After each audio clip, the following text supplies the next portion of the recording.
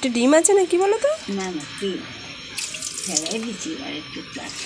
সুপ্রভাত বন্ধুরা, আমার ঘরোয়া জীবন কাহিনীতে তোমাদের সবাইকে স্বাগত জানাই। আশা করছি তোমরা সবাই ভালো আছো, আমিও ভালো আছি।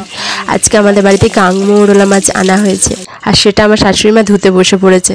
আর এই গঙ্গার মৌরলা মাছ কিন্তু একদম সাদা হয় এবং বড় বড় সাইজের। আজকে নিয়ে এসেছে একটু ছোট সাইজ। এই মাছগুলো কিন্তু খুব টেস্টি মাছ।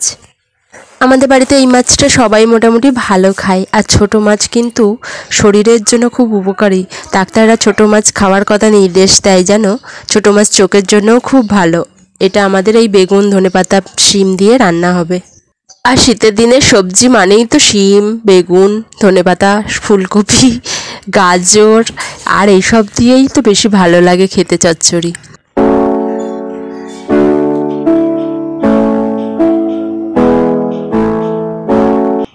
শীতকালে এই রকম রোদ্দুর দেখলে মনে হয় একটু বেশ আমাদের ছাদ থাকতো, ছাদে গিয়ে বসে থাকতাম।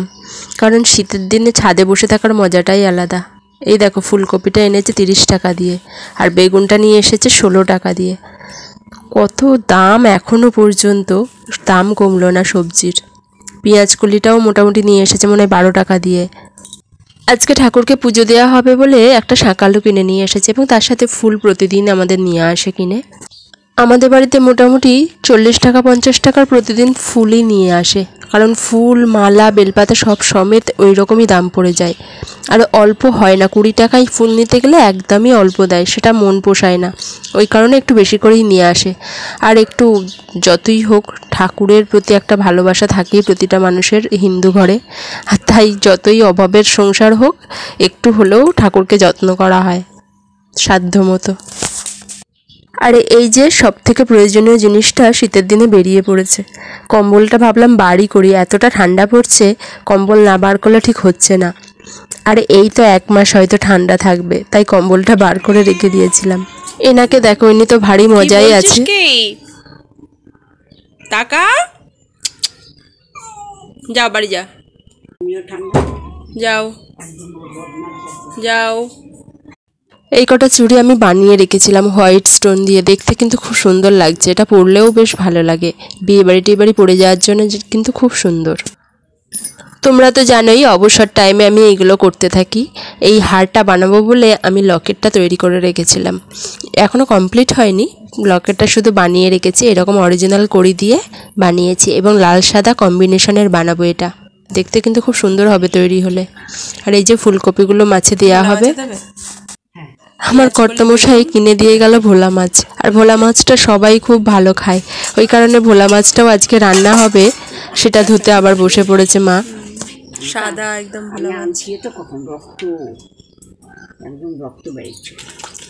কিন্তু ভোলা মাছ জ্যান্ত হয় না, না সমুদ্রের মাছ, সমুদ্রের মাছ জ্যান্ত হবে। 1000 টাকা দিয়ে আনলে জ্যান্ত হবে। জ্যান্ত মানে কি, একদম ফ্রেশ মাছ, টাটকা নিয়ে এসেই বিক্রি করে দেয়। আবার এইটাই যদি বরফ চাপা দিয়ে রাখে, একেবারে সেই লাল, অনেক দিন ধরে রাখে, সেই মাছ বোঝাই যায় যে অনেক দিনের রাখা। আর ওই ইয়ে দেবে, কি বলে, রং দেবে। আমি রঙের মাছ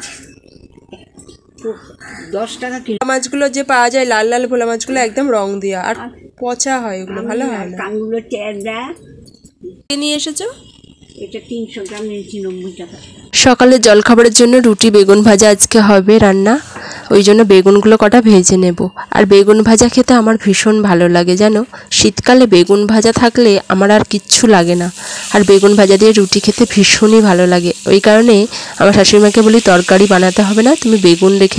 আর বেগুন এমন একটা জিনিস, ভাজার সময় কিন্তু ঢাকা দিতে লাগে না। এইরকম মোটা মোটা করে যতই কাটো, মোটা করে কাটাটাই আমার বেশি ভালো লাগে। এটা শুধু তেলে দিয়ে এপিট করে নিলেই কিন্তু সিদ্ধ হয়ে যায়। এর সাথে যদি সামান্য একটু চিনি ছড়িয়ে দাও তাহলে কিন্তু খেতে আরও বেশি ভালো লাগে। আমি তো একটু করেই চিনি ছড়িয়ে দিই, আর এটা আমি শাশুড়ি মায়ের থেকেই শিখেছি। এইরকম লাল লাল করে ভেজে তুলে নেব। বেগুন অনেক রকমের হয়, সাদা, কালো, তার মধ্যে সাদা বেগুনটা ভাজলে সবথেকে বেশি টেস্টি হয়। আমার বাপের বাড়িতে বেগুন গাছ বসানো হয়, আর অর্ধেক বেগুন তো হনুমানেই খেয়ে চলে যায়।